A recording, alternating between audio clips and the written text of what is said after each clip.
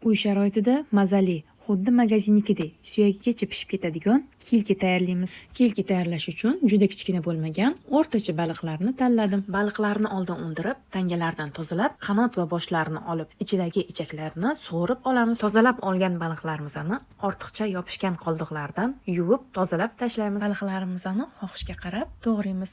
Men maydaroq to'g'radim. Pishganda likopchaga adarganimizda chiroyli turishi uchun to'g'ralgan baliqlar ustiga tuz sepib aralashtiramiz. Baliq ustiga tuz sepib, keyin bankalarga bo'lsak, baliqlar pishganda har bir banka ichidagi baliqning mazasi bir xil bo'lib chiqadi. Har bir bankalar ichiga lavr bargi va murch solamiz. Ikkita bankaga pomidor qoqib solib yubordim. Tuzlab olgan baliqlarimizni bankalarga bo'lib olamiz. Baliqlar quruq bo'lib qolmasligi uchun har bir bankaga yog' quyib chiqamiz. Baliqlar pishganda suvli bo'lishi uchun 1 stakan suvni 4 ta bankaga bo'lib yuboramiz. Ustidan piyozlarni qo'yib, bankalar og'zini qattiq qilib yopamiz. Uy sharoitida bunaqa kilki tayyorlash juda osonligini bilmagandim. Qozonga sochiqni solib, bankalarni unga joylaymiz. Qozonga bankalar bo'ynigacha botirib, suv solamiz. Solgan suvimiz qaynab, baliqqa issiq o'tguncha qozon qopqog'ini yopib, suv qaynab chiqqandan keyin biqirlatib 10 soat past olovda pishiramiz. Pishirish vaqtida qozondan xabar olib turish kerak, ichidagi suvi qurib qolmasligi uchun. Peshinda harakat qilib, bankalarga joylagan balig'imiz mana yarim kechasi pishdi. Bu bankadagi ochgan balig'imiz